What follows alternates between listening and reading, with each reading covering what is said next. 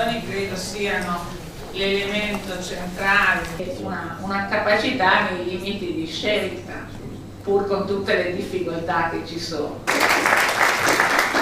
Thank you very much. I think you have clearly illustrated the strength. Una settimana importante di incontri in cui le diverse regioni mettono a disposizione quelle che sono le loro competenze, le loro migliori pratiche, le confrontano e le mettono a sistema. Un'occasione anche per valorizzare quello che è il sistema di ricerca scientifica e di innovazione del Friuli Venezia Giulia, capace di parlare anche ad altri territori.